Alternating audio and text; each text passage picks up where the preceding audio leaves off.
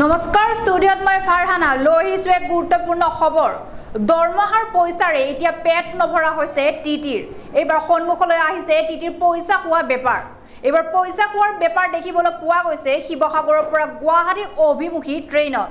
শিৱসাগৰৰ পৰা গুৱাহাটী অভিমুখী ট্ৰেইন এখনত ভুলক্ৰমে কেইজনমান যাত্ৰীয়ে স্লিপাৰৰ ডাব্বাত উঠিছিল আৰু তেতিয়া টিটিয়ে যাত্ৰী কেইজনৰ ফাইন কাটৰ বিপৰীতে 200 টকাহে খুজিছিল 200 টকা দিলে যাত্ৰীসকলৰ ফাইন নাকাটো বুলিও কৈছিল টিটি দুজনে সেই 200 টকাৰ কোনো ধৰণৰ ৰচিদ দিয়া হোৱা নাছিল যাত্ৰীসকলক তেতিয়া হলে প্ৰশ্ন হয় সেই পইচা ৰেলৱে বিভাগত যাবনে টিটি কেইজনৰ নিজৰ পকেটত যাব বহু আগৰ পৰা এনেকুৱা ধৰণৰ ঘটনাসমূহ সংঘটিত হোৱা আমি দেখিবলৈ পাই আহিছো কিছুমানে প্ৰত্যক্ষভাৱে পইচা দাবী কৰে বা কিছুমানে পৰোক্ষভাৱে আচলতে এনে কাৰ্য নতুন নহয় বহু আগৰ পৰাই চলি আহিছে কাৰ সাহসত এনে ধৰণৰ কাৰ্য কৰিবলৈ সাহস পায় তেওঁলোকে এনে কাৰ্যক লৈ কিয় এতিয়াও ৰেলৱে বিভাগে বা চৰকাৰে গুৰুত্ব নিদিয়ে সেয়াহে হৈছে এটা চিন্তনীয় বিষয় মই ভিডিও বনাইছো দে এইটো ভিডিও বনা আপুনি পইচা লওক আপুনি পইচা লওক মই ভিডিও বনাইছো আপোনালোক দুজনৰ আপোনালোকে পইচা খুজিছে এইটো আপোনালোকে এসপাৰ ল আপুনি খুজিব নোৱাৰে প্ৰথম কথা আপুনি এক্সট্ৰা পইচা কিয় ল'ব দ্বিতীয় কিয় না আপুনি ফাইন কাটি দিয়ক কিয় 150 টকাকে বিচাৰিছে কিয় 150 টকাকে বিচাৰিছে কিয় বিচাৰিছে আপুনি কিয় বিচাৰিব 150 টকাকে এক্সট্ৰাকে আপুনি ফাইন কাটক এসপাৰ ল আপুনি কাটক ফাইন টিটি হৈ গেলে কাটক তেওঁলোকৰ ফাইন আপুনি কিয় 150 কে বিচাৰিছে এক্সট্ৰা পইচা কিয় বিচাৰিছে আপোনাৰ পকেটত যাব এইটো পইচা ৰেলৱেৰ পকেটত যাব এইটো পইচা হা ৰেলৱেৰ পকেটত যাব আপোনালোক দুটাৰ পকেটত যাব নে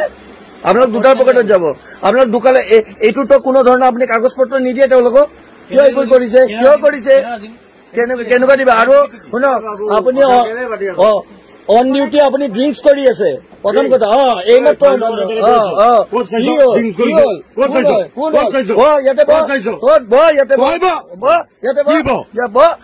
পইচা লবি দেই কৰিছ তই তই আগুৱাই আহি আছ কথা নকবি তোহাৰ দুটাক আমি পুৰা দিছে এতিয়া যি কৰ পইচা লবি তহঁতে মানুহৰ পৰা ব্লেকমেইলিং কৰি পইচা লবি 150 দে 200 দে টিটি হয় তহঁত টিটি হয় টিচি হয় তহঁতে হা মুখা পিন্ধা তহঁত বিলাকৰ দৰে ৰেলৱে ডিপাৰ্টমেণ্ট ডুবিছে গম পাইছ তহঁত বিলাকৰ দৰে কৰাটোতো কৰিমে কাৰণ কিয় আপুনি এক্সট্ৰা পইচা কিয় ল'ব এক্সট্ৰা পইচা কিয় ল'ব পইচা লোৱা আমাৰ কাম কেনেকে হ'ব আপুনি কাগজ নিদিয়ে কাম সেই নিদিয়ে আপুনি ফাইনটো কাটি দিয়ক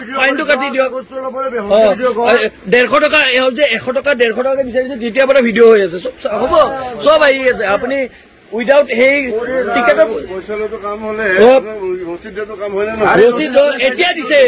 কথা নকব ৰচিদ দিয়া নাছিল ন বাইদেউ সঁচাটো কওক ৰচিদ নাই দিয়া এওঁলোকে ৰচিদ দিয়া নাই আৰু আপোনালোকে ৰচিদ দিয়া নাই আপোনালোকে ইয়াতে গুণ্ডাগিৰি কৰিব আহিছে দাদাগিৰি কৰিব আহিছে ইয়াতে আমি আপোনালোকে কি বুলি ভাবিছে যি ইচ্ছা সেই কৰিব কি ভিডিঅ' কৰ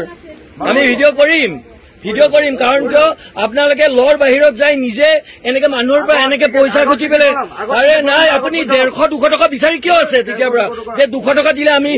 এনে যাব দিম কি কাৰণে আপুনি বিচাৰি আছে আৰু আপুনি ড্ৰিংকছ কৰি আছে অন ডিউটি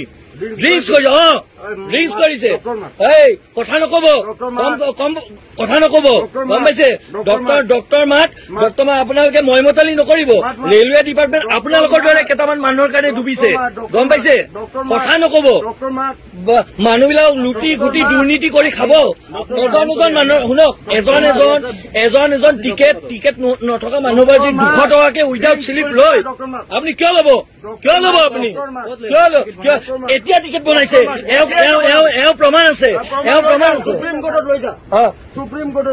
সুপ্ৰিম কোৰ্টত নাই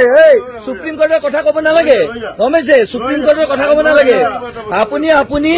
আপুনি সেইবোৰ এটিটিউড নেদেখাব ভুল নিজে কৰিব পইচা ল'ব তাৰ পাছত আপুনি হেৰি কৰিব কথা কব আহিছে ইয়াতে পইচা কিয় ল'ব আপুনি ৰিচিপ্ট নদিয়াকে কিয় ল'ব আপুনি এতিয়া ৰিচিপ্ট দিছে যেতিয়া আমি ভিডিঅ' বনাইছো এই মানুহজনী আপোনাক ৰিচিপ্ট দিছিল বাইদেউ নাই দিয়া এতিয়া ৰিচিভ দিব লাগিছে নাই নিদিয়া আপুনি দাম দৰ কৰি আছে তেওঁলোকক কিয় 380 টকা আপুনি কিয় 100 টকা ল'ব কিয় 100 টকা ল'ব কিয় 100 টকা ল'ব 100 টকা লৈ পেলাই আপুনি পকেটত কিয় সোমাব কথা ক'ব আহিছে তিতি হৈছে আপোনালোকৰ দৰে মানুহৰ কাৰণে এই দুৰ্নীতি এইবোৰ কৰি কৰি এই দেশখন আজি ৰখাৰ তলে গৈছে আপোনালোক দুটা 1 লাখ মানুহ ভিডিঅ' বনায় 1 লাখ মানুহে ভিডিঅ' বনায় কিন্তু এই 1 লাখ মানুহে আপোনালোকৰ দৰে বহুত মানুহক চলাই আছে এই ৰিলে ডিপাৰ্টমেণ্ট চলি কি কাৰণে আছে নে আমাৰ কাৰণে পাব্লিকৰ কাৰণে আমি পইচা দি আছো ৰেলত টিকেট কাটি আছো আৰু আপোনালোকে দৰমহা পাই আছে আমি শিৱসাগৰৰ পৰা গুৱাহাটীৰ দিশে গৈ আছিলো তেতিয়া দুজন টিচিয়ে এই ভুলক্ৰমে কিছুমান পেছেঞ্জাৰ আমাৰ স্লিপাৰ ডব্বাটোত উঠিছিলে তেতিয়া উঠোতে টিটি দুজন আহি ইয়াতে সেই যিসমূহ যাত্ৰীয়ে ভুলবশতঃ এই আমাৰ স্লিপাৰ ডব্বাটোত উঠিছিলে তেওঁলোকৰ পইচাৰ দাম দৰৰ কথা ক'লে তেওঁলোকে ক'বলৈ ধৰিলে যে আমি ফাইন নাকাটো আপোনালোকে 200 টকাকে দি দিয়ক আৰু আমি সেইটো কোনো ধৰণৰ ফাইন নাকাটো আমি তেতিয়া সেইটো ভিডিঅ'ৰ জৰিয়তে আপোনালোকে দেখিবলৈ পাব ভিডিঅ'টোত সম্পূৰ্ণকৈ ভিডিঅ'টো স্পষ্ট ৰূপে আছে সেই টিটি দুগৰাকীয়ে পইচা লোৱা সেই আৰু পেছেঞ্জাৰে পইচা দিয়া আৰু তেওঁলোকে কৈছে তেওঁলোকে বাৰম্বাৰ পেছেঞ্জাৰ বিচাৰি আছে যে আপোনালোকে যে এইটো পইচাটো দিলো আমি আপোনালোকক কিবা তাৰে ৰচিদ বা কিছুমান ফাইন স্লিপ এখন দিয়ক কিন্তু সেই টিটি দুগৰাকীয়ে নিচাসক্ত অৱস্থাত আছিলে আমি এই মুহূৰ্তত আপোনালোকে এই মুহূৰ্তত আমি গুৱাহাটী অভিমুখে যাত্ৰা কৰি আছো আৰু ট্ৰেইন এখনৰ যদি টিটিয়ে নিচাসক্ত অৱস্থাত থাকি পেছেঞ্জাৰৰ পৰা এনেকুৱা ধৰণৰ ব্লেকমেইলিং কৰি পইচা লোৱা এনেকুৱা ধৰণৰ যদি নজিৰ আজি আমি স্বচক্ষে নিজে প্ৰত্যক্ষ কৰিলো আৰু ভিডিঅ' আকাৰে আপোনালোকলৈ আগবঢ়াইছো আৰু আপোনালোকে ৰাইজে কওক এইটো শুদ্ধ নে ভুল আৰু ৰেল বিভাগক আমি দাবী উত্থাপন কৰিছো যে এনেকুৱা ধৰণৰ ব্যক্তিসকলে যে নিচাসক্ত অৱস্থাত ড্ৰিংকছ কৰি পেলাই এনেকে ট্ৰেইনত টিটি হিচাপে তেওঁলোকে কাম কৰি আছে আৰু জনসাধাৰণক তেওঁলোকে জীয়াটো ভোগাইছে তেওঁলোকে এজন পেছেঞ্জাৰৰ পৰা যাত্ৰীৰ পৰা 200 বা 300 টকা লৈ কিন্তু কোনো ধৰণৰ ফাইনৰ স্লিপ নিদিয়ে কোনো ধৰণৰ ৰচিদ নিদিয়ে আৰু এনেকে ধৰণে ৰেল বিভাগটো চলি আছে নেকি আমি এই প্ৰশ্নটো আমি ৰাইজৰ আগলৈ এৰি দিছো